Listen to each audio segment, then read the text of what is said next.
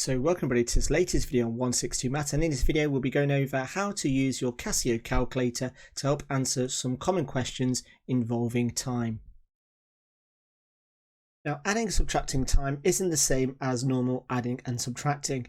Now, when we add and subtract numbers, we use units, tens, hundreds to do like the column method to work that out. However, with time, an hour or a new minute starts after the number 60. Now, typically when you see questions relating to time, they can appear on both a calculator and a non-calculator paper. And typically what you do is you just use your common sense to work that out. However, there is a function on your calculator that allows you to calculate total times and time differences to be able to answer such questions like it took me 1 hour 34 minutes to get to my aunt's house and 2 hours and 45 minutes to get back home. What was the total travel time? Or questions like a film started at 3:42 p.m. and finished at 5:23. How long was the film? Or if a truck leaves the depot at 8:13 a.m. and travels for 6 hours 48 minutes, at what time does the truck arrive at its destination?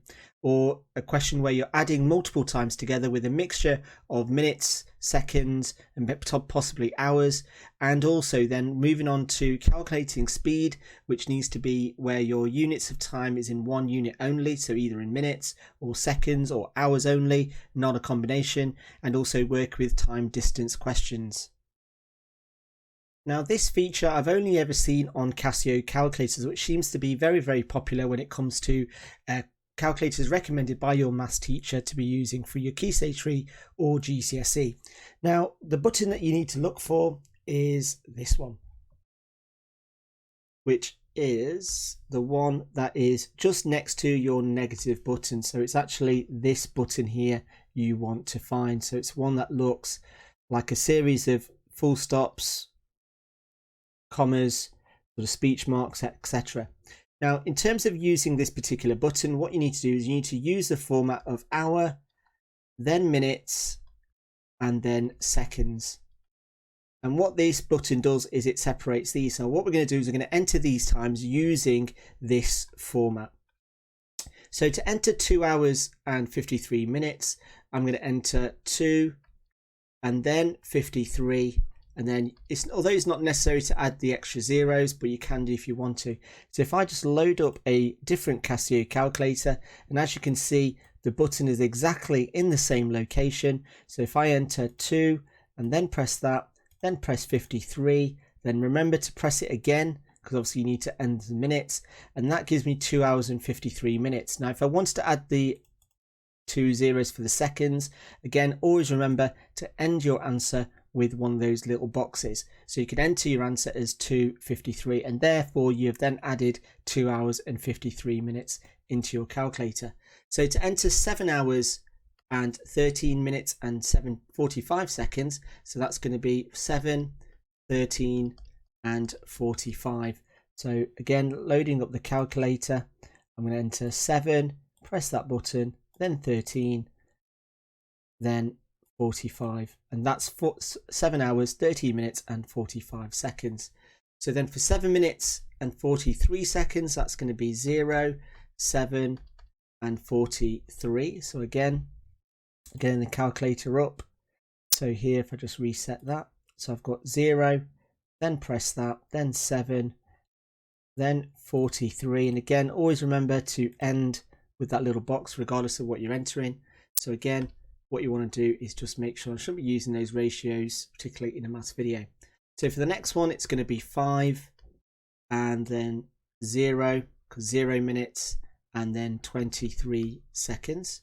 For 32 seconds, that's going to be 0 and then 0 again. Again, mistakes can easily be made.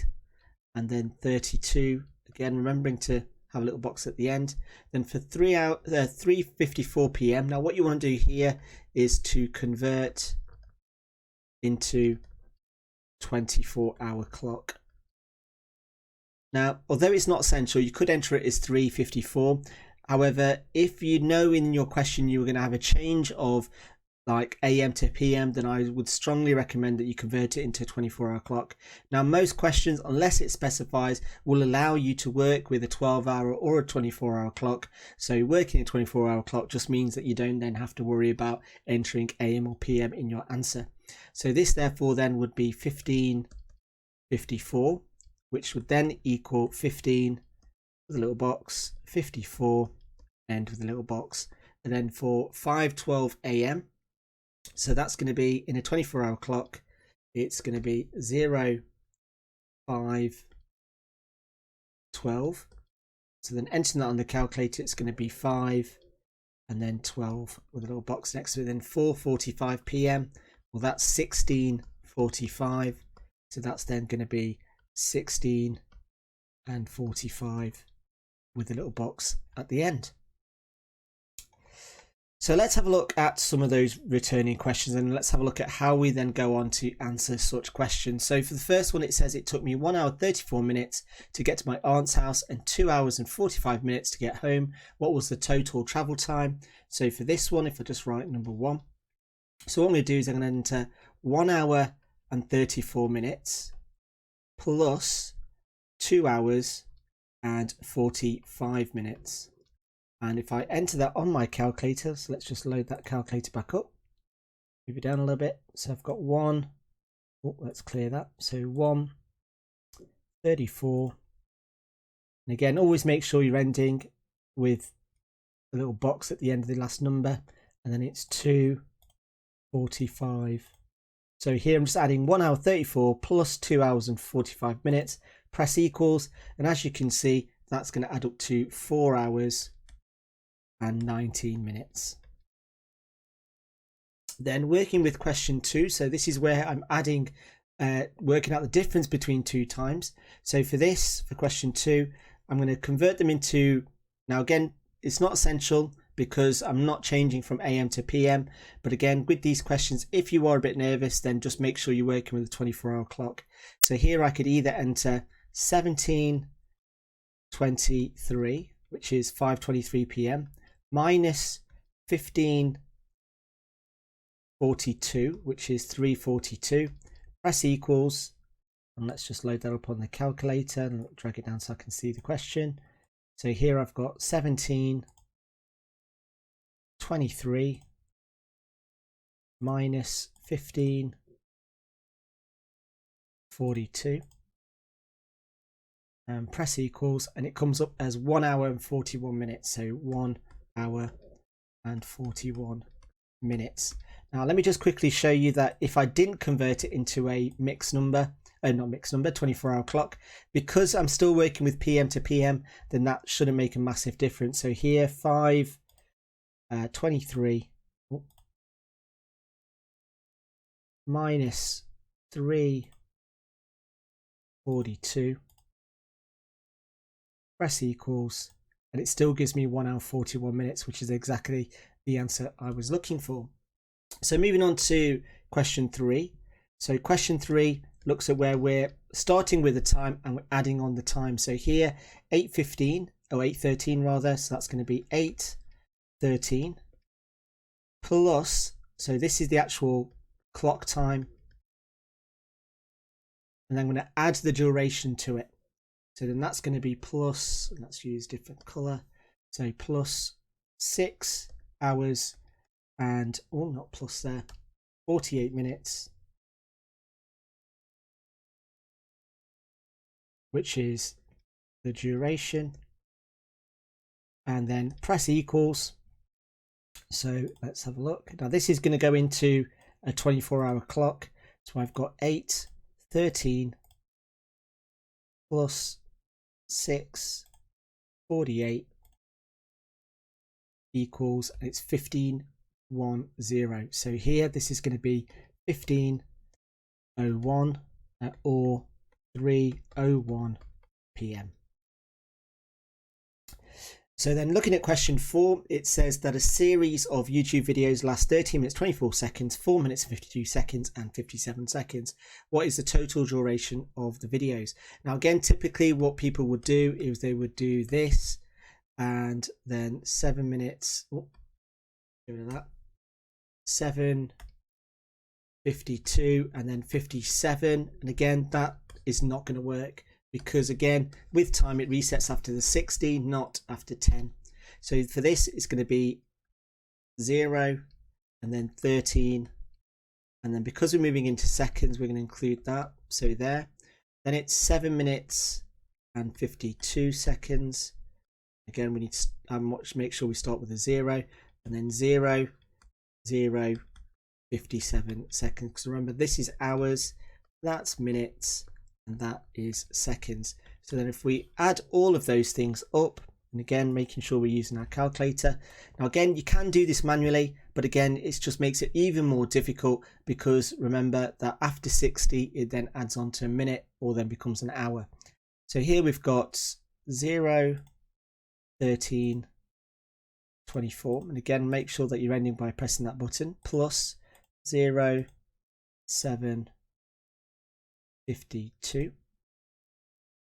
Plus 0, 0, 7, and press equals, and it comes up as a total time of 22 minutes and 13 seconds. So that's 22 minutes and 13 seconds, and that there is the answer for question 4.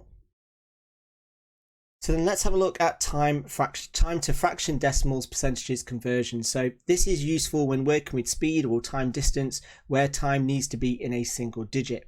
So for example, let's have a look at converting. So convert 3 hours and 15 minutes into hours only. So for this, if I load up my calculator, so let's enter this on the calculator. So it's 3 hours and 15 minutes and no seconds. Press equals and then press the SD button and it will automatically convert it into a fraction for me. So for this, all I need to do is enter. Oh, what am I doing there? So enter 3:15 on your calculator. And then press the SD button. And so this then becomes, and again, if I just load the calculator up, 13/4. So that's the time in a fraction. Then as a decimal, all I need to do is press the SD button. So it comes up as 3.25. Now remember that all of these are going to be in hours. So that there is the decimal. Now, the typical question you could have as relating to percentages is you could have, let me just get a different color, is write, let's go for 2 hours and 15 minutes as a fraction of, let's say, 3 hours and 42 minutes.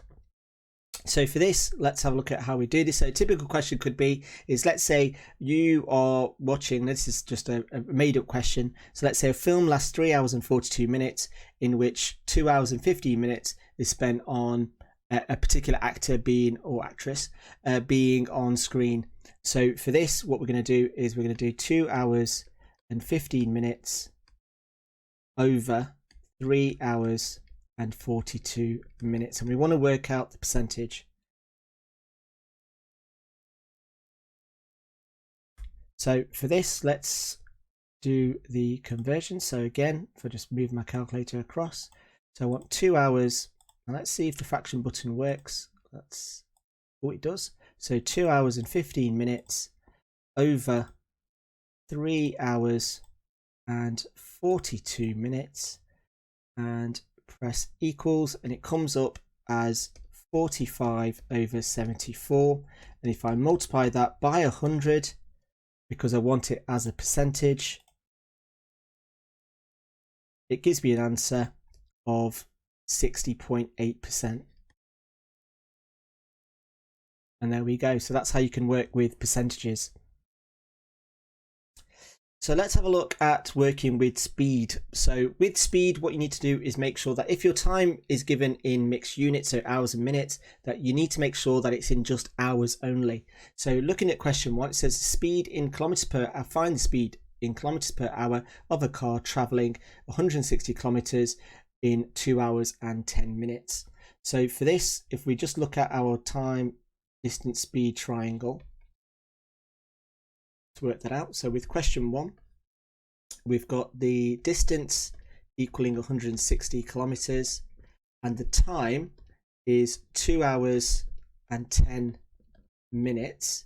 So for this then, what I need to do is, well, I could convert it in just to hours only. So for this, what we're going to do is, let me just make a little note. So what we need to do is to convert into hours only. Now let's try, I've not tried this before, but let's try it now. So we do 100, let's enter the time and write that as a decimal. So 2 hours and 10 minutes. And then if we press equals, press the SD button, it gives me 13.6, and I'm going to leave it as a fraction. So that then becomes, well, let's actually write it as a decimal because that's what most students would probably do. And well, that disappeared, so let's just get that back up. So 2 hours and 10, press the SD button as a decimal, so that's going to be 2.16 recurring. So this is 2.16 recurring hours. So to work out the speed, it's going to be 160 divided by 2.16 recurring. And if I enter that on my calculator, so 160 divided by the answer, which was 2.16, press equals, and it gives me some crazy answer, which is, let's not do that. So let's do 160 divided by 2.16. Let's go a little bit crazy with the sixes, and it gives me 73.8 to 1 decimal place. So 73.8 kilometers per hour to 1 decimal place. Then looking at question 2, it says find the speed in miles per hour of a bike traveling 75 miles for 3 hours and 27 minutes. So here the distance is 75 miles. The time, and again, because we want it in miles per hour, we need to have the units of time in hours. So that's going to be 3:24 minutes. So then if I convert that into hours only, so 3:24, press equals, press the SD. So that's 17 over 5 or 3.4. So that becomes 3.4 hours. So then the speed is going to be 75 divided by 3.4. And if I type that into my calculator, so 75 divided by 3.4 gives me an answer of 22.1. 22.1 miles per hour, and that's to 1 decimal place. The next question then says that a car is traveling 142 miles at an average speed of 72 miles per hour. If it leaves at 11:30 a.m., what time would you expect it to arrive at its final destination? So here with question 3, we've got the distance, which is 142, and we know that the speed is equal to 72 miles per hour. So for this, all we've got to do then is the time is equal to distance over speed. So that's going to be 142 over 72. So for this then, if I get the calculator up, and I've got 172 divided by 72, press equals, and it gives me an answer of 1.97. So 1.972, and that's hours. So the next thing I then need to do is I need to convert this into time. Now for this, one way of doing this is to, first of all, I want to work out with minutes as well. So for this particular question, 1.972 is going to be 1 hour plus 0.972 of an hour. Now for this, let's get rid of that S. So for this, if I times this by 60, it will then give me this part in minutes. So if I then do 0.972 times 60, it comes up with an answer of 58.3 seconds, or 58 minutes and 32 seconds. Now I'm not too worried about the seconds, I'm going to ignore that. We don't need exact precise time. So from 11:30 p.m. or a.m. I should say, we are going to add 1 hour and 58 minutes. Now again, you don't need to use a calculator to do this. You could just basically add 2 hours, so that makes it to 1:30 and take away 2 minutes, which then becomes 1:28 p.m. But if I wanted to enter that on my calculator, then what I would do is I would do 11:30 plus 1 hour and 58 minutes and press equals, and it comes up as 13:28, which in 24-hour clock. Now, because of 32 seconds, you might be thinking maybe I should have changed that. Just thinking that I should have wrote this as 59 minutes. So then the answer would be 1 hour 29, 1:29 p.m. But again, it's entirely up to you in terms of your rounding for that. So it's all 13:28. Then looking at question 4, it says that a train leaves Birmingham at 10:13, and I'm guessing that's going to be a 24-hour clock, and arrives in Norwich at 14:41. If it travels at an average speed of 112 miles per hour, find the distance it has travelled. So for this, for question 4, what we want to work out is the total time travelled. So for this, all I need to do is take out the differences between the times. So it's going to be 14:41 minus 10:13, and if I do that on the calculator, so 14:41 minus 10:13 equals, and so the total journey time was 4 hours and 28 minutes. So 4 hours and 28 minutes. Now what I want to do is I need to convert that into hours only. So if I've got that time, I just press the SD button, it comes up as 4.46 hours. So that's the same thing. So then here the speed is equal to 112 miles per hour. So then the distance is speed times the time. So it's going to be 112 times 4.46, and if I get the calculator out again, so 112 times 4.46 equals, and it equals 499.52 miles. And there is my final answer.